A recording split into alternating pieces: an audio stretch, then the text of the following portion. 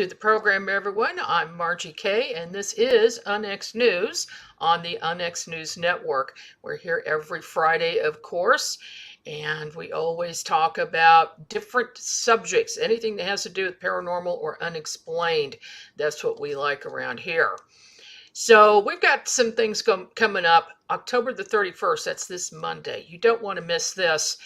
We are having our first anniversary party of the UNX Network in the evening, starting at 9 p.m. Central, 10 p.m. Eastern, with Jimmy Church and Race Hobbs and me.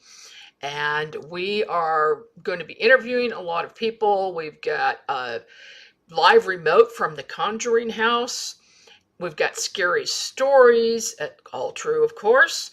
And of course, we have our best decorated Halloween house contest. And the winners will be announced that evening. We will have first, second, and place winners with nice prize packages. So check that out at unxnetwork.com and then watch our YouTube channel for the UNX Network on the 31st. So don't miss that. My guest this evening is Lynn Monet. She is a world-renowned author of Omnipresent and also Omnipresent, What Happens Next. She's an empath with the ability to see frequencies interdimensionally that most cannot. She's a paranormal consultant and lecturer specializing in hauntings and the afterlife. She's been a nurse for over 20 years, most of which has been in end-of-life care, management, and geriatrics. Lynn also has a degree in biological science. Welcome to the program, Lynn. Hi, thank you so much for having me. It's a pleasure to be here. Well, I'm so glad you could join me. Your story sounds fascinating, and your book sounds very scary and very fascinating. So we'll get into that. But let's start off with the beginning and find out, when did you first start noticing things that other people didn't see? You know, I grew up in a haunted house, and my family and I, where we lived, we were just 3 short blocks behind a hospital that was also connected with a nursing home. So my siblings and I would see people in patient gowns walking through our house, and there was one, for instance, that was significant that I will never ever forget. I can remember it like it happened yesterday. My brother and I were in my parents' master bedroom. I was 5 years old at the time. My brother was 7, and I was, of course, in my mother's jewelry box, making myself all glamorous, and my brother was on the floor playing with his Matchbox cars. And I turned to show him how beautiful I made myself, and he was literally fixated on the corner of the bedroom. So I turned to look to see what he was looking at, and there was this misting in the corner of my parents' bedroom. And in that misting, my brother's best friend, John, stepped in, and behind John, his parents and his brother stepped in, and they were all just standing there smiling at us. And so my brother gets up, he runs out of one door of the bedroom, I run out of the other. We're calling for my mom, and I hear my brother, of course, finds my mother first, and he says, Mom, John's here with his family. And she said, well, I didn't even hear anybody knock. And he said, well, they're in your bedroom. And she's like, they're in my bedroom. You know, who let them in my bedroom? So, of course, when they got into the bedroom, there was nothing there. And my brother got in trouble for that. And, of course, I kept my mouth shut because I didn't want to get in trouble, too, even though I had seen the same thing at the same time.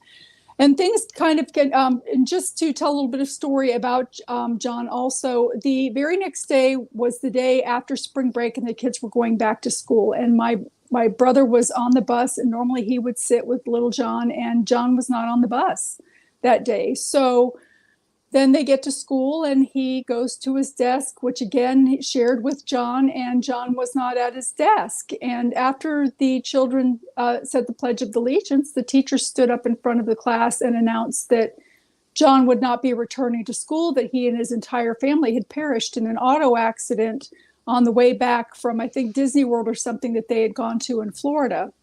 So when my brother got home, I actually wasn't, I think I was just starting kindergarten or something then. But when my brother got home, my mother had heard the news, and she really didn't know what to say about it. You know, back in the 60s, you didn't really talk about that kind of thing. You didn't want that kind of thing to get out of your house because you'd be labeled as the nutty people and, you know, the Right. men in white coats. So you didn't really talk about that kind of stuff. And so um, when I turned 10, my mother, I had been born and raised as a Presbyterian, and then my mother took a jaunt with the Jehovah's Witnesses for a brief period of time, and I was still seeing things, and so were my siblings. But my siblings learned to stay quiet about it more so than I did. And so my mother took me to the elders in front of the church, and the elders in that religion are similar to like the priest or minister or the person that makes the decisions, the head of the church. And here I am at 10 years old, standing in a room with all of these men. I am scared to death. And they're telling me that what I'm seeing is demons, even if it's my great grandmother or somebody that I recognize, and it's a pleasant meeting, you know, Ugh. telling me that you know, what I'm seeing, that I'm possessed, or all of these things that they were telling me that was wrong with me. And so I became afraid of my gifts. And I avoided them for many years. You know, I would still see glimpses of things, but I would be like, oh, you know, that's a demon. You know, I would run out of the room just as fast as everybody else. So as I came forward, and as I got older and got away from that religion, becoming a mother, I ended up purchasing a home in East Flat Rock, North Carolina, for my children and I. After, you know, we had lived for a while in a smaller place, and I wanted to provide something better. So I had been looking for almost a year for a home, and this home turned out to be so haunted that I was not able to actually ever move into it. And while dealing with that, I was able to connect with people of like mind, and also people that would see the things in the house at the same time I would. So that validation was there. So my gifts, I started to nurture my gifts and to let them come back on full force, and you know, hopefully, you know, helping some people with the gifts that I have, especially when it came to my nursing field and things like that. So Oh, that's kind of sure. how it all happened. Well, it's good that you were able to get away from the negativity and realize that everything isn't negative. You know, a lot of people are of the same belief, and you know, and we're talking about usually when children are growing up and their parents or people of authority, their teachers or their minister, will tell them that these things aren't real and they need to block it out. And oftentimes children block these things out. I was lucky in that that didn't happen to me, but I know a lot of people it did happen to. So it sounds like you overcame that. And so with this house that you wrote about in your first book, Omnipresent, what is that about? Well, omnipresent. The first of all, the cover of the book is an actual event that did occur in the house. When you, if you get the chance to see that, and I'll Yeah. explain that in a little bit more. But I was a single mom. I had been looking for a house for almost a year. And in my price range, being a single woman, I couldn't afford, you know, most of the things were either next to a stinky paper mill or a dump, or it needed major renovations, you know, type thing. And so when this particular house came into the office of my realtor, it was not even on the MLS. And she called me and she said, this house, we have to go see it. It's not even on the MLS yet. My colleague just came back from taking pictures. It is in your price range, and this house is almost too good to be true. Well, of course, that should have resonated right then and there. Yeah, it But yeah, was. yeah, it was. So I got ready as fast as I could. I met with her at her office. We drove over to the house. It was this brick house, split level home on a dead end street on a half acre, almost about a quarter to a half acre lot, with this full mowed area behind it, 3 bedroom, 2 bath. It had a breakfast nook, formal dining room. It was a nice house. It had this huge family room downstairs with a fully stoned wall with a fireplace. It was just it was when I couldn't imagine, you know, that I would be able to afford something. I was even asking the realtor on the way there, I said, could you please call your colleague and make sure that this price is right? because I'm looking at the pictures and I'm like, this house could easily sell for 100,000 more than what they're asking. Can you ask them if maybe there's some kind of a sinkhole in the neighbor's next yard or something? There's, Mm-hmm. is it in a bad area? And it turned out that it was none of those things. It was in a really great area, great schools. The taxes were low. I mean, it was very desirable and a very beautiful house. And when we arrived at the house, there were problems with the door lock, the keys going in, the keys not turning, then the keys not coming out. And this particular thing was throughout the book. Throughout the whole time that we were there were problems with these locks. Turned out that there were two demons and a young man that had hung himself in the house, still in the house, and that they manipulated the keys and the locks. So when the realtor and I arrived there, and she finally managed to get the door open, we thought maybe they had left the wrong keys because she couldn't even get it in the lock. And then she'd say, oh, well, I'm going to try one more time. And magically it would go in. And then, oh, I'm going to try one more time after frustration. Then it would turn. So while she was fighting with the door, trying to get the keys back out, I went ahead and I ventured into the foyer. Now with the split level, there's a foyer with stairs, descending and ascending stairs. And I chose to walk up the ascending stairs. And as I'm going up the ascending stairs, out of my peripheral vision, I see this man hanging in the stairwell. And I'm like, Oh. what is that? Of course, then I look directly at it and I don't see anything there. And I'm thinking to myself, why on earth, would I be thinking of something so horrible? Well, the next door neighbor, who had been on the street before it was even paved and remembered the house being built in the 1970s. And again, I'm going to say this, it's not always about the age of the house. It's about the ground, the age of the ground that it's built on. And you don't know what was there thousands or 500 years ago or thousands of years ago. So even a brand new house can be haunted if it's built in the wrong place. But the next door neighbor verified that the very first owners that built the house, the son they were going through a divorce and the son hung himself in the stairwell and the mother came home and found him. So this was validated. Oh, But yeah. we went into the house, went up to, I went up to the upper level. And of course I'm looking this house, I'm imagining where my furniture is going to go, where I'm going to put the Christmas tree that year, between the windows, and my kids, sprawled out with popcorn watching TV. And I feel this very negative presence come up on me, and almost like a spider web going across my face. And of course I started brushing my hair off, thinking it was a hair.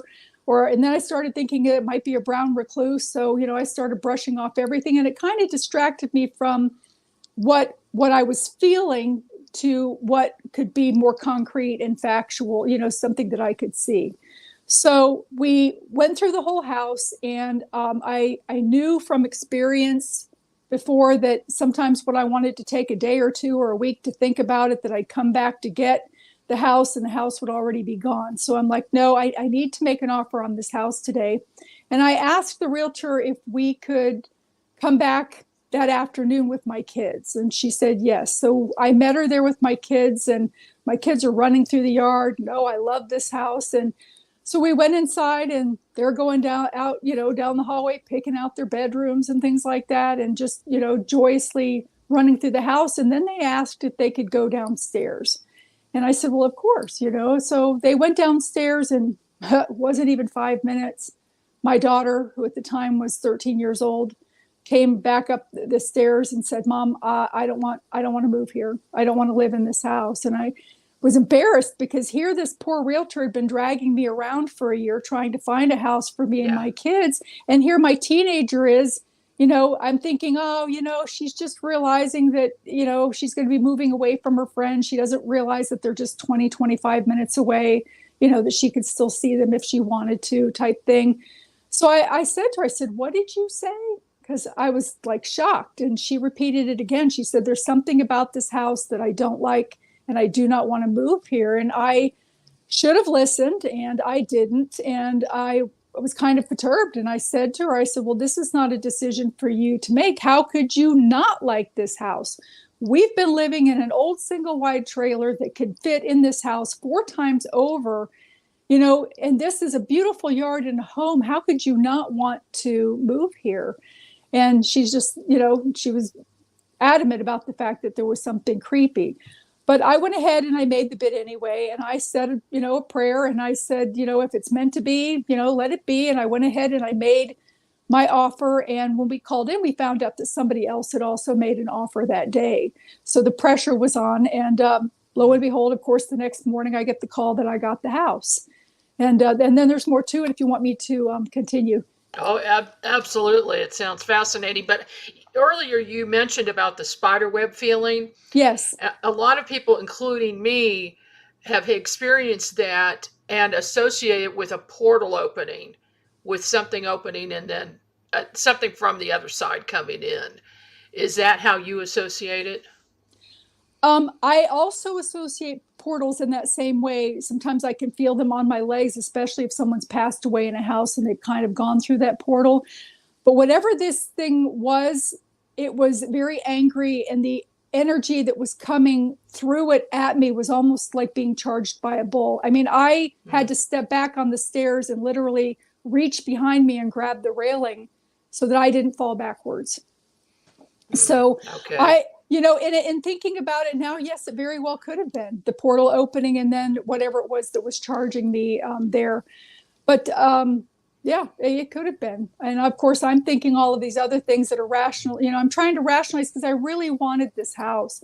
This was a beautiful house. I mean, I would have been so proud as a single mother to provide such a grand home, for my children. Sure. And of course, at that point in time, I still didn't, I had shoved all of those, feelings and things away and didn't believe that that kind of thing could be happening anymore because of the conditioning that I had as a child and the fear that was placed into me, that it couldn't possibly be.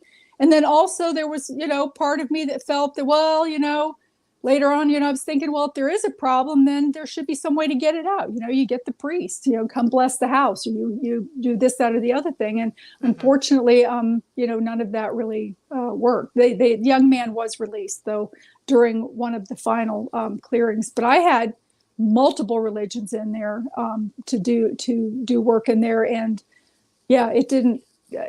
Sometimes you can't get them out and you got to leave yourself. So that's basically what I did. But well, let me show the book cover here. What is this about? Cover. This event, my son helped me design this because I wanted it to be exact as what he saw. That is the back of a bathroom door.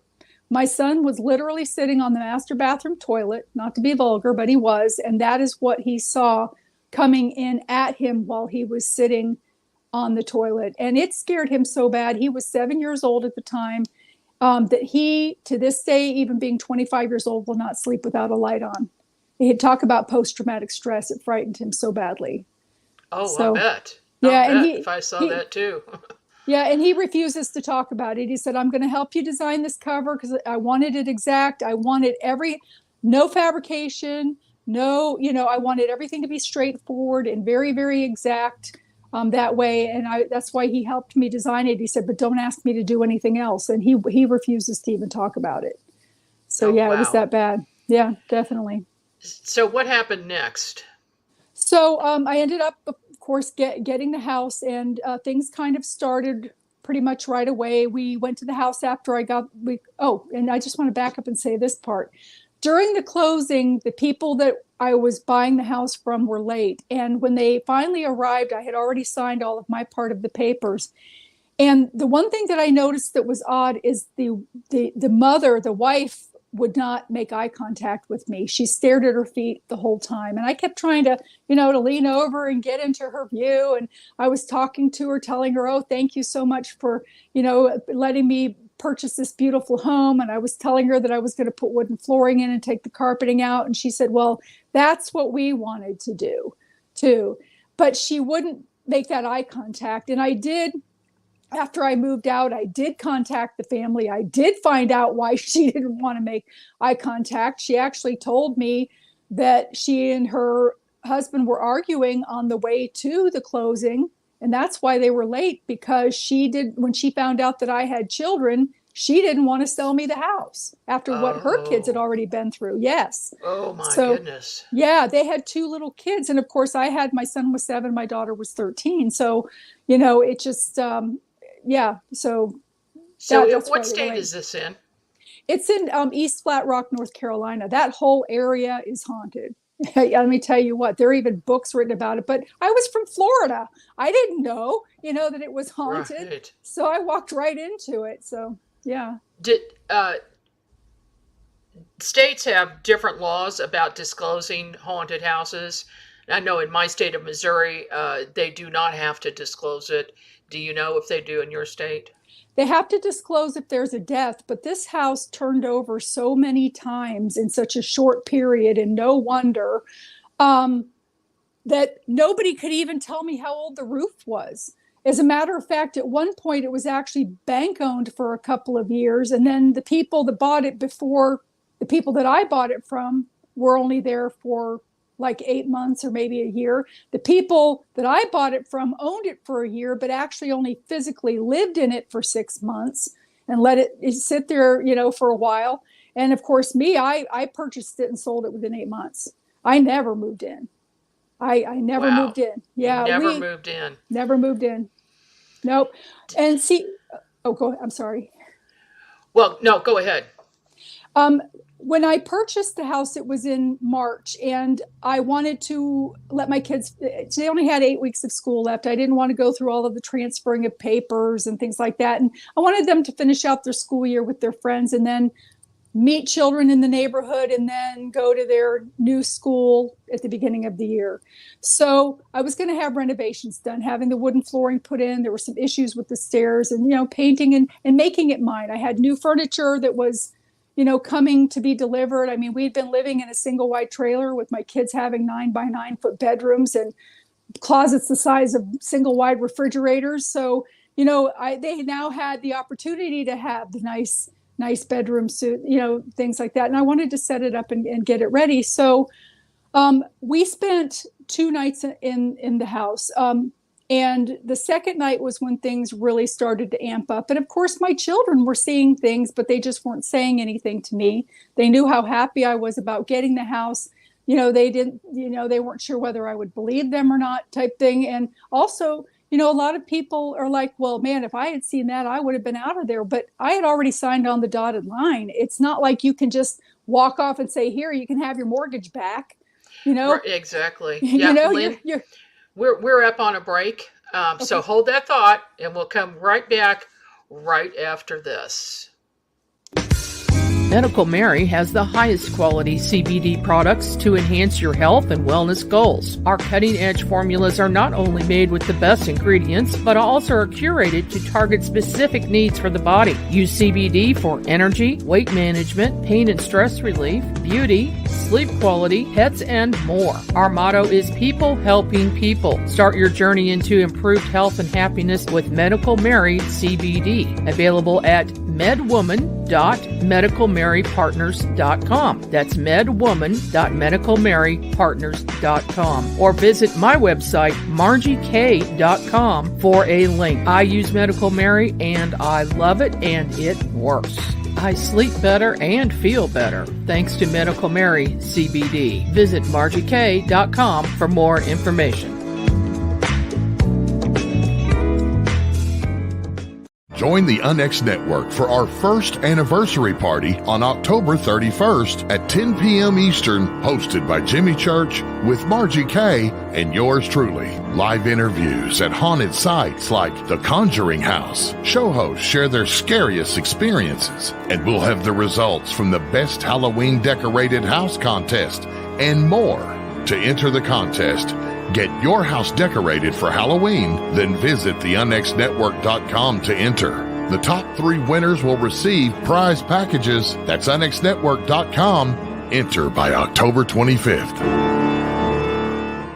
Are you thinking about purchasing a wood-fired heating or cooking appliance but don't know where to start? The new book, Wood-Fired Heating and Cooking, will guide you through the process and make the decision much easier. Find out about wood stoves, wood-burning fireplace inserts, masonry heaters, cook stoves, brick ovens, and more. Learn about operation and maintenance, buying and storing wood, even how to make your own charcoal. A bonus section includes delicious recipes for cooking in a wood-burning oven, grill, tandoori oven, or smoker. The wise homeowner, prepper, or homesteader will have the ability to heat their home with wood when the power goes out or to save money on increasing gas bills. Wood-fired heating and cooking is available at Amazon. Visit www.woodfiredpub.com for more information. That's woodfiredpub.com.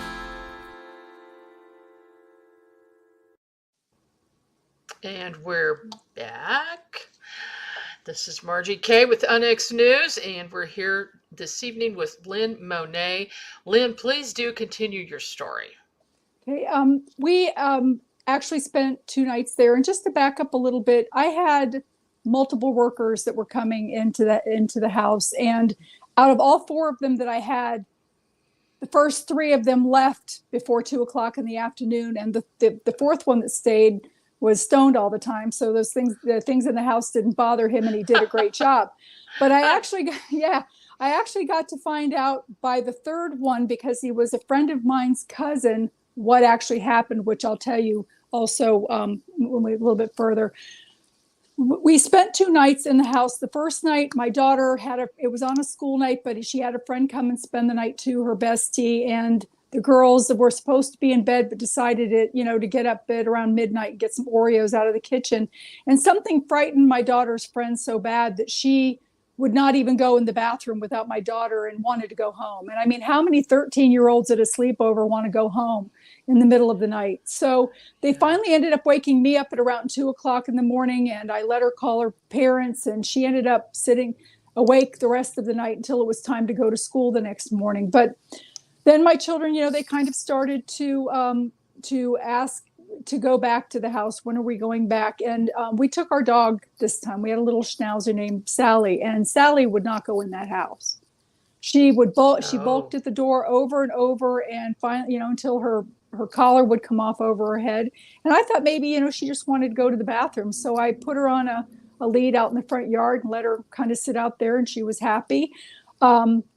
And so I brought blow-up mattresses and makings for dinner. And so the kids were watching Hidalgo in the master bedroom. And I'm like, I have started so many rooms in this house and nothing's finished. I'd been pulling up carpet myself to try to save money for the wooden flooring so that I could buy a higher grade of wooden flooring. So I was trying to do some of the work myself. And I thought, I just want one room finished. So I decided to paint the master bathroom, because it was small and I knew I wanted to put a fresh coat of white paint on the ceilings because everything was kind of yellowed, and I wanted to paint the walls so that I could decorate and have that room be completely finished. So I went in, my kids had drugged their mattresses into the master bedroom, so I had the windows open. I was painting with low fume paint, but still, it was nice being able to be upstairs and have the windows open. In a trailer park, you have your window open. It's not a luxury, it's an invitation, so you can't do that.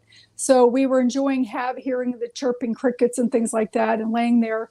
And the kids ended up falling asleep. So I had finished the bathroom. I went to the kitchen and was cleaning up my paint brushes. And as I came out of the kitchen, there was a wrought iron railing where the descending stairs that went down to the family room were to prevent you from falling. And it was also the wrought iron railing where the young man had hung himself from that had lived in the house before.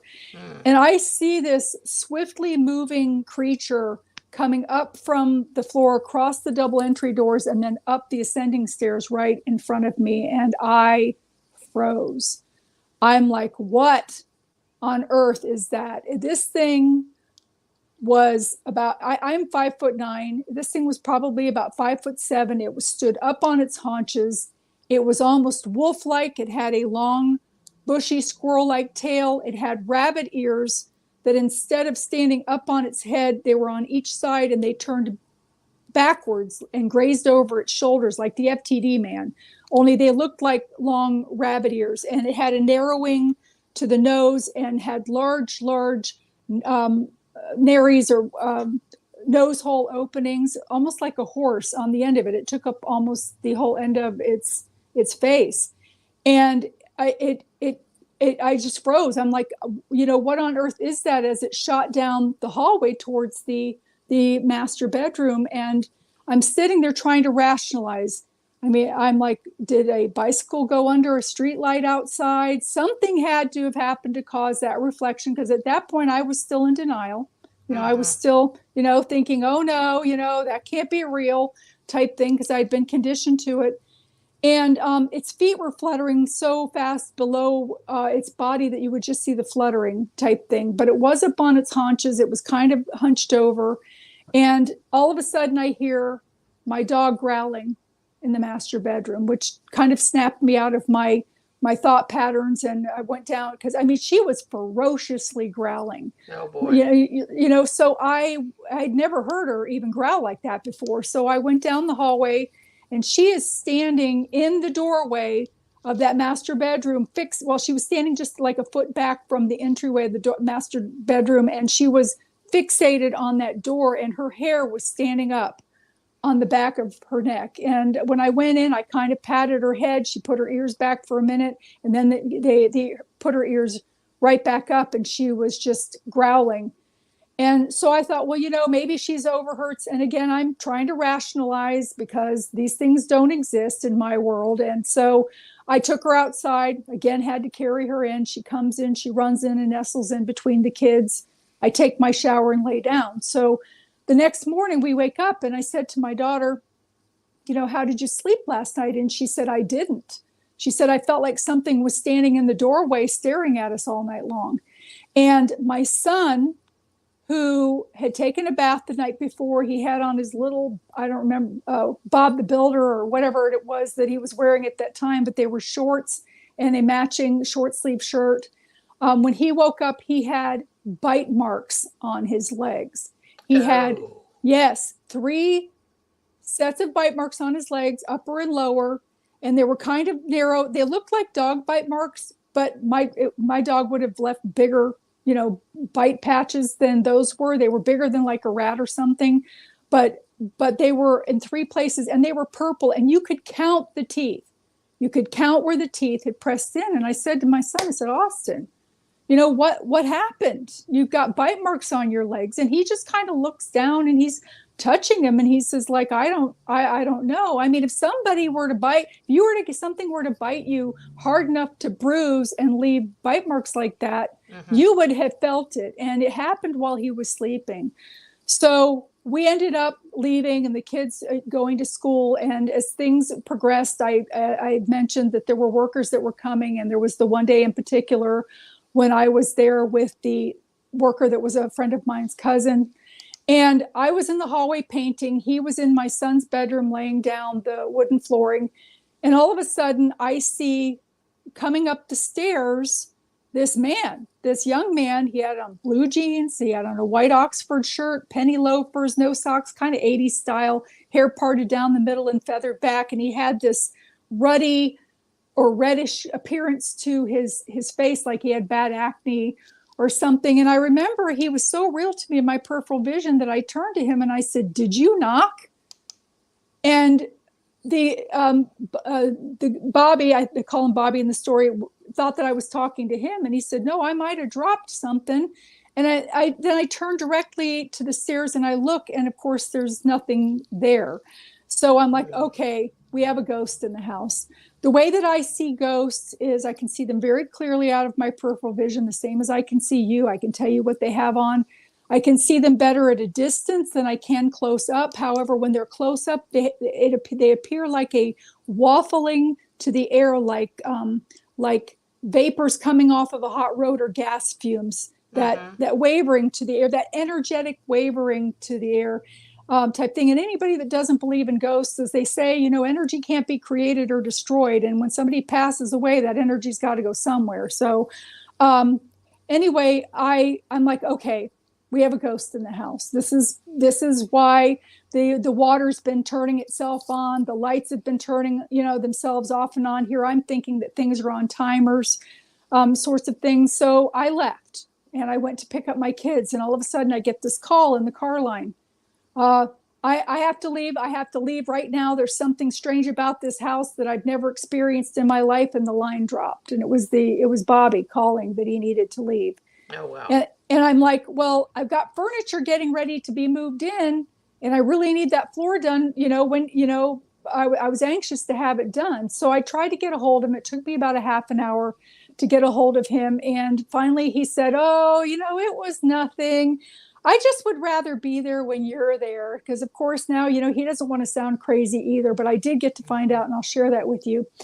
So that particular day, when he left all of the windows and everything opened, and some of the windows didn't have screens on them. One in particular, in the room that he was putting the wooden flooring down in my son's room, had an air conditioner in it blowing to kind of suck the moisture out of the house and to help dry the flooring a little bit. So when I got a hold of him, I said, well, did you secure the house? Did you close the windows? Did you pull the air conditioner in? And he said no. So I ended up having to go back that night. So I asked my next door neighbor to come with me. And while we're driving there, I said to her, I said, well, do you believe in ghosts? And she says, oh, yeah, I believe in ghosts. And I said, well, I think there's one in this house, because I had seen the young man that day. And I was explaining to her what I had seen. And I told her, I said, look, I'm thankful that you're going with me. If you're not comfortable with going in the house, when we get there, I'll go across the street and get the neighbor to her husband to come and help me pull the air conditioner in so I could secure the house. And she's like, oh, no, I don't have any problem going in. So we arrived, and then I had the problems with the lock. And my friend Ellen, the door was open. She stepped into the foyer, and she's waiting for me to get the key back out of the lock. And she makes a joke.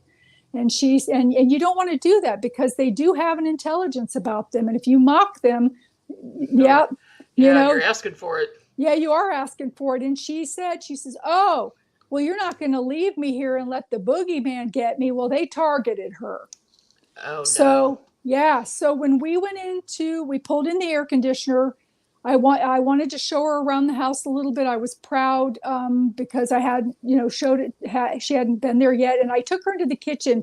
My daughter wanted a wild horse theme in her room, and I had gotten these gorgeous wooden carved Morgan horse heads to drape her valance over her window for that horse theme. And my friend and I, Ellen, was in the kitchen. She was holding one of the horse heads in each of her hands.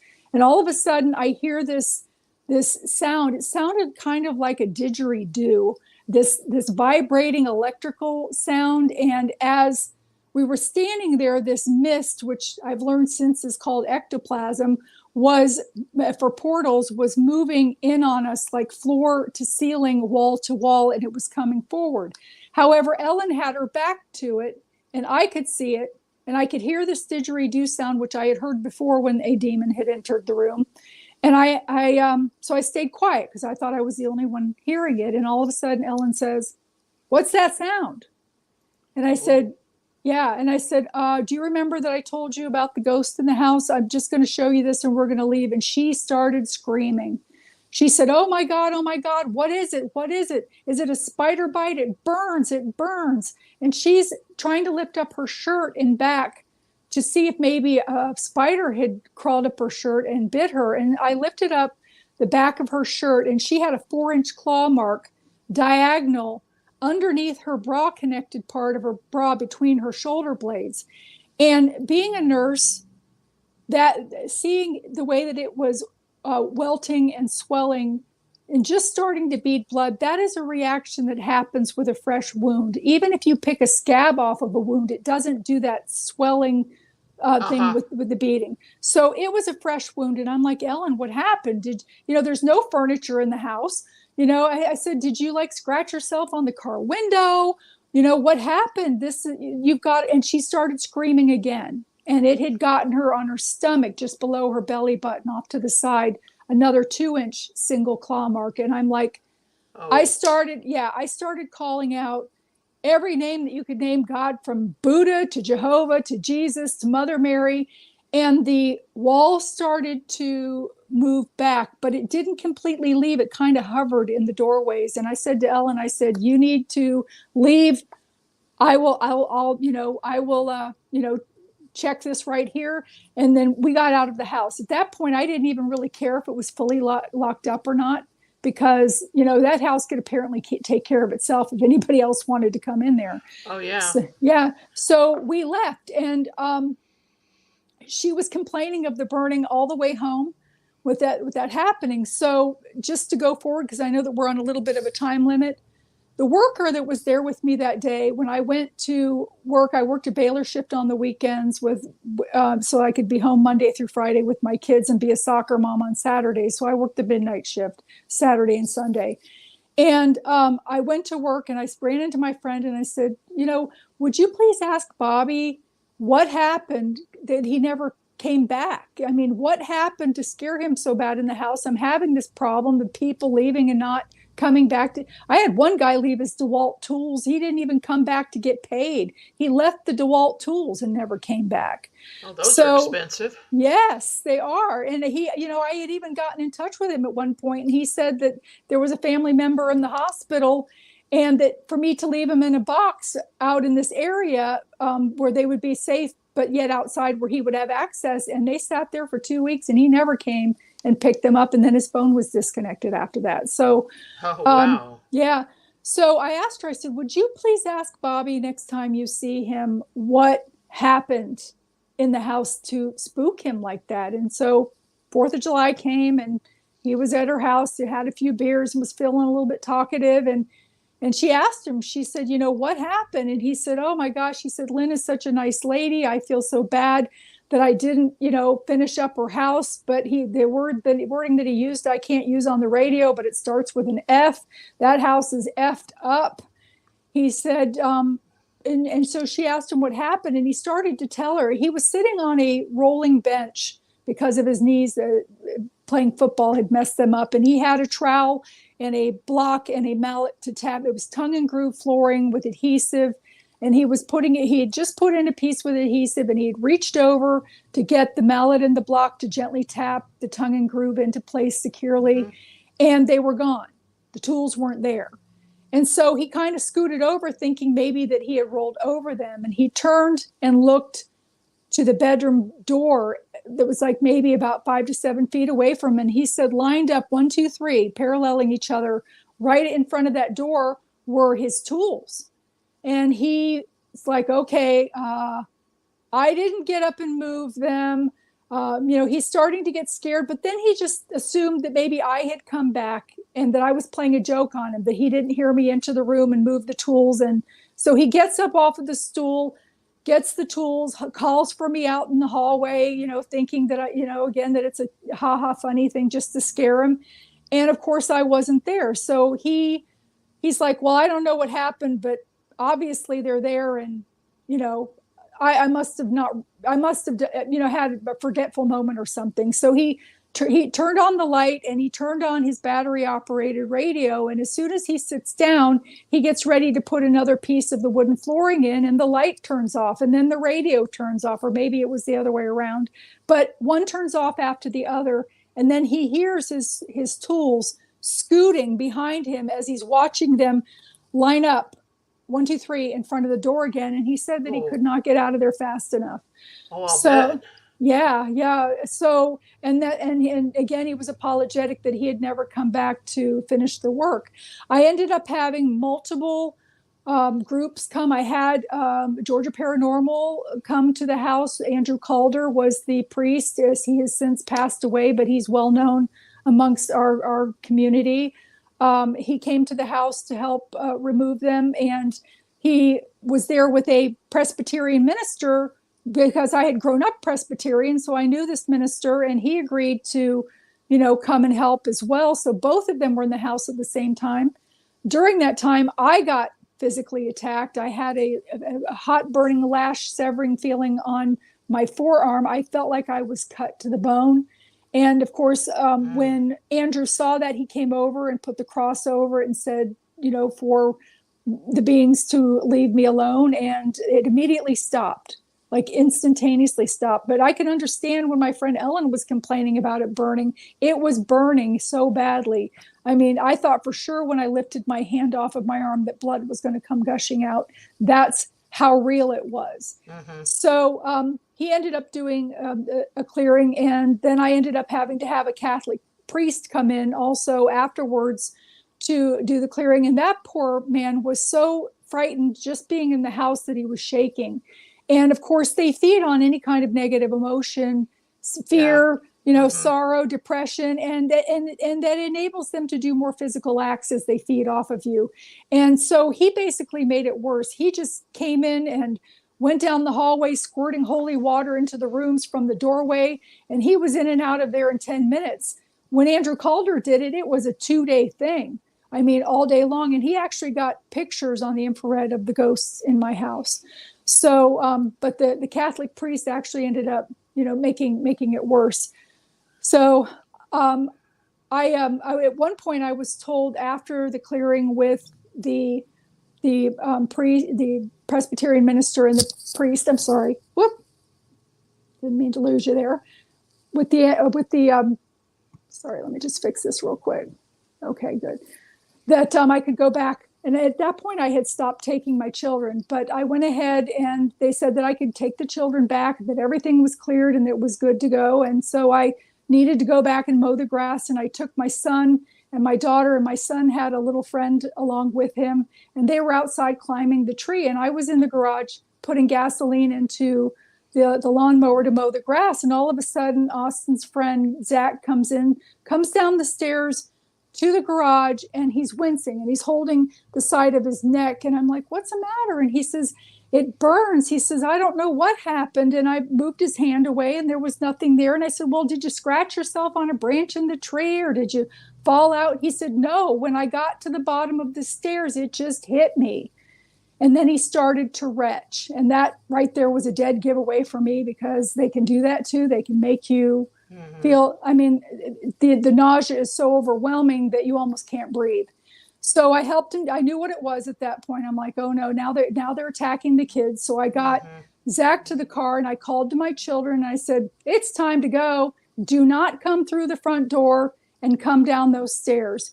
Well, my son immediately got in the car. My daughter didn't hear me. So of course, then she comes down the stairs to the bottom. And man, as soon as she hit the bottom stair, she grabbed her ankle and she said, oh my God. She said, I don't know what's wrong. I mean, she could not bear weight. She said, it's burning. She says, it feels like somebody twisted my ankle around backwards like 3 or 4 times. And she could not, she was hobbling out, almost crawling out of that garage. And I had to help her get to the car. And then I just closed the garage doors and locked the front door from the outside and we left. And as we got off the street, everybody's symptoms started to feel better. But I called the priest on the phone and I said, look, those things are not gone. I said, I have had enough. I'm not going to move there with my children. What kind of a mother would I be? Taking my children into a house and my kids come with the usual, oh, there's something in my closet or there's something under my bed. And there really is something in their closet and under their bed. Might even be in the bed with them. And I can't protect him either while we're all huddled in my bed and the sheets are being pulled off. So I told him there is no way that I would move back in there. And he insisted. He said, no, that is your house.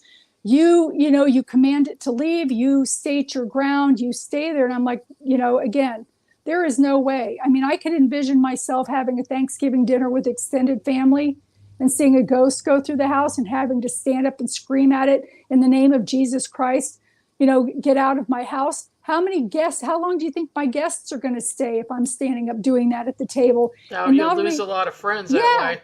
Yeah, and not only that, they're not going to invite me to their house because I might be bringing more than chocolate cake. So I said, no, I said, I'm done. So I started to get the house at that point ready for sale. And there was one day in particular that I did it for sale by owner.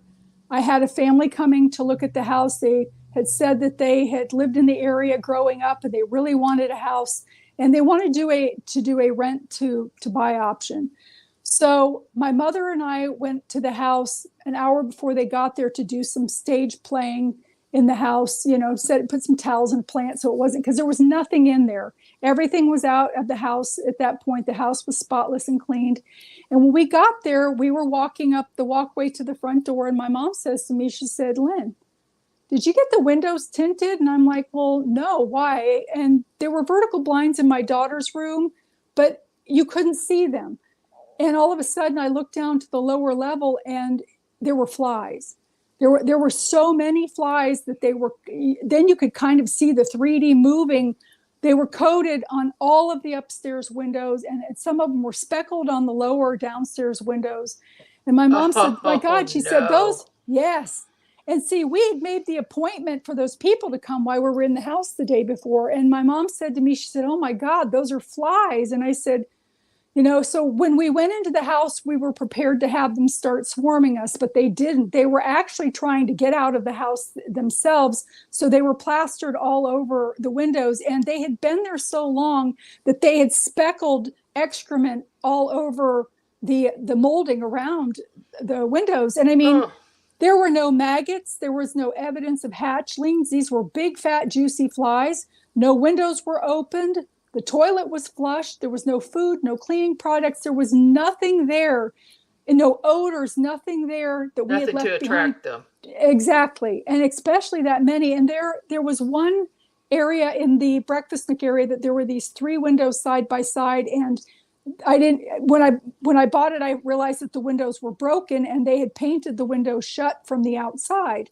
So the screens were in good condition, and I literally had to take those screens off because there were flies between those screens and those broken windows that were sealed shut with the paint. I have no idea how they got there, but they were, and we had to take the screens off and usher the flies out and flog the flies out with the towels. And these people were coming. We didn't want them to come in. We were trying to clean up all of the fly excrement.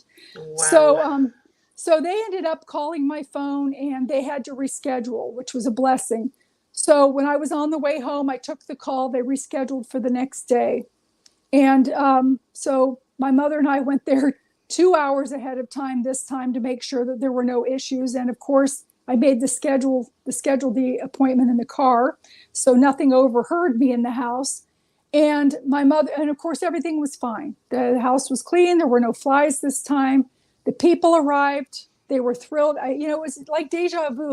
Their kids are running down the hallway, picking out their bedrooms the same way that mine had done when we first, saw the house, and so thrilled. And they had three children, and only two of the children were with them. But when the kids came up and they asked if they could go look downstairs, lo and behold, those kids were back up. They had the one little girl's eyes looked like a deer in headlights. And I overhear her saying to the brother, oh, Tommy can have the creepy room. Well, Tommy was the one that wasn't with them. And she says, and I'll take the smaller room upstairs. So I realized at that moment that I could not bring myself as a mother to sell the house to anyone with children. Yeah. And yes, I did have to sell it because as a single mother, I'm now paying for two places to live. If I had the opportunity, I would have burnt it to the ground and left it. But I couldn't afford to do that, and I couldn't afford to pay for the demons to live in the house. So I ended up selling the house to a retired couple that had come up from Florida.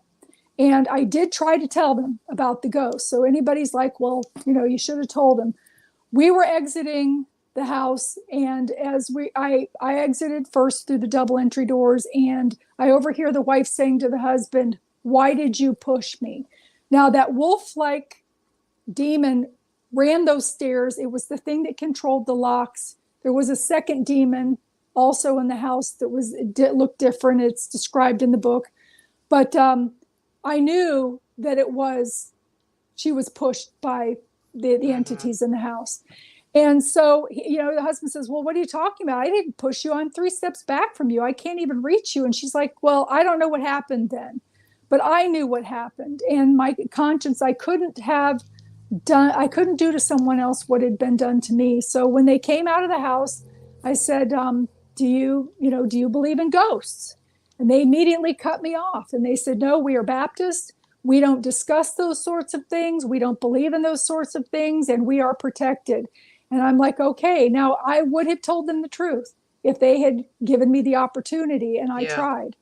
And they ended up literally living there for 6 months. And 6 months later, I had driven past the house and noticed a for sale by owner sign in the front yard. And in order to see that, I actually turned down the street and drove back past. And as I'm passing the house, I'm trying to be inconspicuous so that I'm not noticed. I don't want them to come out and invite me in. So I'm driving past, and as I get in front of the house, my radio blares. I had everything off. My radio blares. I can't get it to shut off. I left skid marks leaving that street around the corner from that stop sign. Wow. So, yeah. Okay, so we're out of time for this evening, but how can people get a hold of your book? www.lynnmonet.com. I'm going to be selling all of my books through my website. The Omnipresent book is available everywhere, Barnes & Noble, Walmart. It's being sold on Amazon, everywhere, all over the world. So it can also be ordered there. However, I'm going to be honest, I'm not getting paid what I should be, from Amazon, and I would really appreciate it if you would purchase it from me. And again, it's not about the money, but I would like to think that if you are purchasing the book that you would, because I really want the information to get out there. I think it's important, but I would like to think that if you, want to purchase the book, that you would want it to go to me instead of somebody that's already got more money than half of the world combined. So, All right, exactly. Thank you so much, Lynn. It's been fascinating, and we will have you back again to talk about your other book. Great. Thank you so much for having me. Good night, everybody. Oh, and don't forget to press that subscribe button and give it a thumbs up. All right. Thank you for doing my job, Lynn. This is Margie Kay with UNX News. We'll see you here again next week. You've been listening to the UNX News Podcast with Margie Kay. Any rebroadcast or duplication of this program or its content without express written permission from UNX Media or Margie Kay herself is strictly prohibited. The UNX News Podcast, in direct cooperation with the internet website unxmedia.com.